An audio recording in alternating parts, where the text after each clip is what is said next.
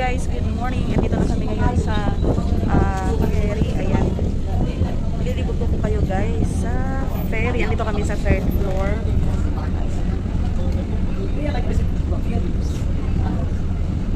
Maghay ka dyan.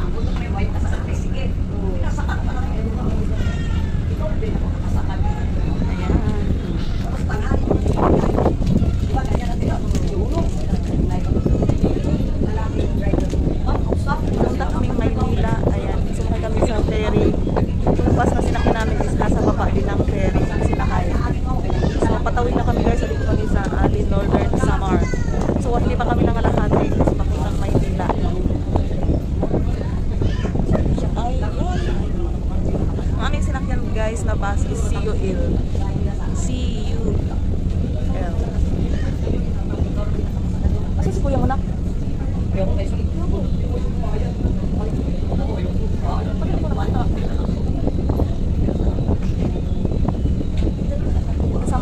Guys, sa bus yung iba naman isa ibang bus pero iisang kami shipping lines, Santa Clara Shipping Lines. Umandar yung barko guys is 5:30, so time check is 5:53. Bago kami sumakay dito guys, doon sa waiting area, bago nag-boarding yung shipping line is kumain kami ng cup noodles kasi nga madaling araw dumating yung bus namin sa Alin. So patawid kami yung kabila guys na pangalan doon sa lugar na yon is Matnog. Ayan, sa mga hindi pa nakasakay ng bus papuntang Maynila, ito yung way of transportation. Pag nag-bus ka, pagdating dito sa Alin is natawid tayo ng dagat. So yung bus na sinakyan natin is ipapasok sa shipping lines. Then yung mga pasahero guys is aakyat ng barko. Ayan, sa mga may babayaran din po dito terminal fee at sa mga regulatory fee. Hindi naman siya kamahalan. Kailangan po yung bayaran bago tayo makapasok dito sa barko.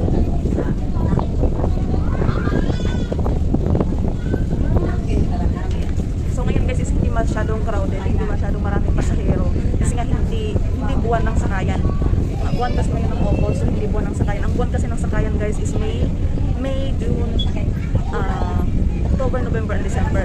Yan ang mga sakayan na buwan. Ngayon is August, is hindi masyado. So hindi crowded yung barko. Hindi masyadong maraming pasahero. Kanina pagpasok namin ng boarding is kunti lang kami. As in kunti lang talaga. So yan nakikita nyo sa aking likuran is kunti lang. Pero may third floor kami guys. Third floor po ito. Andito kami sa third floor. May mga pasahero dito po sa first and second floor.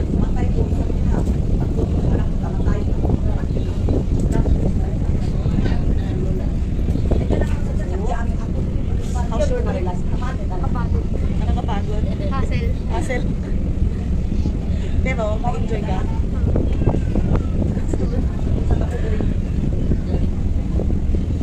Saan si Kuya na? Yung aking anak na is wala dito. Baka nag-CR nga. Ayan guys, sa mga hindi pa po nakapag-subscribe sa aking YouTube channel, please W Adventures. Sana po guys mag-subscribe kayo. Please hit like, comment. Then, huwag niyo po kalimutan na itap ang notification bell para pa-update kayo tuwing may bago po akong upload video. Ayan, samahan niyo ako guys sa aming Manila trip. Saan si Kuya na?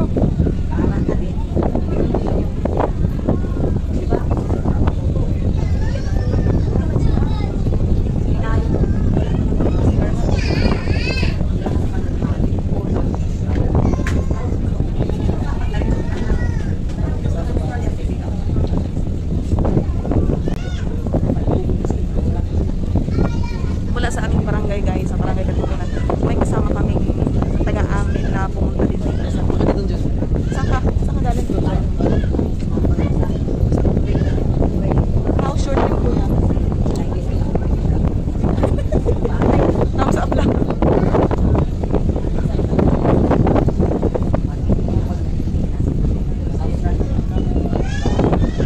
Maganda pala guys ang trip pag barko kasi nakakapaglakad-lakad ka, nakakaupo. Pagpas kasi doon lang, makaupo ka lang doon. Ang Tacloban kasi at saka Manila is walang barko. Ang ano lang is bus lang talaga at saka aeroplano.